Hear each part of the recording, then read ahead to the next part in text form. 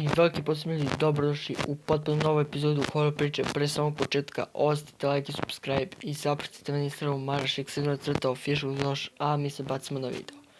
Započeo kao običan dan, ništa nije nagoveštavao da će se ubrzo sve promijeniti. Marko je bio mladić koji nije verovao u priče o ukotim stvarima, ali verovao u priče o Mladić koji nije verovao u priče o ukotim stvarima, ali sve se to promijenilo jedne noći.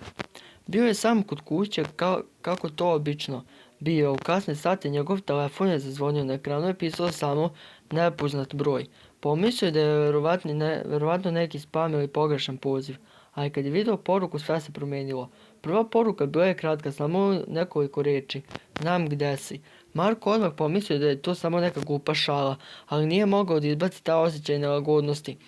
Iako je imao puno prijatelja, nikomu nije slao takve poruke. Nakon nekoliko minuta nova poruka stigla, ovaj put je glasila: vidim te kroz prozor. Njegov stomak je zadrhtao. Izašao je na balkon, proverio da li ima nekog.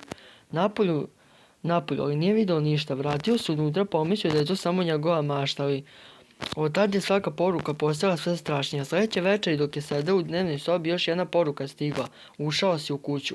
Marko je znao da nije moguće da neko stoji ispred njegovog prozora. Ipak, osjećao je da nešto nije u redu. Sljedeće noći poruka je glasila: zatvori vrata. U tom trenutku nije znao šta da misli. Srce mu je bilo u grlu, a znoj mu je prekrilo čelo.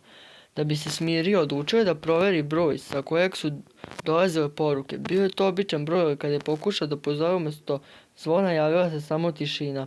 Onda je saznao nešto što mu je zaledilo krv u žilama. Broj je pripadao ženi koja je preminula pre nekoliko godina u svom domu. Ljudi su pričali da je njen duh ostao u tom broju, da zaražava sve koji dobiju poruku, a svaki sljedeći korisnik postaje njen sljedeći gost. Pokušao je da blokira broj, ali to nije pomoglo. Poruke su stizale sve češće i sve bliže. Na kraju dobio jednu posljednju poruku: čekam te da dođeš, Marko. Niko nikad nije saznao šta se dogodilo sa njim. Njegov telefon je pronađen u njegovoj sobi, ali Marko je nastao bez traga. Od tog dana broj je bio prepunat kao ukoti broj. Svi koji su pokušali da ga pozovu dobijali su samo praznu tišinu, a ponekad i poruke koje nisu slali. I to je to što se tiče ovog videa. Ako vas se svidao, ostavite like i subscribe i zapratite me na Instagramu marašik_official još, a mi se vidimo u sljedećem videu. Pos!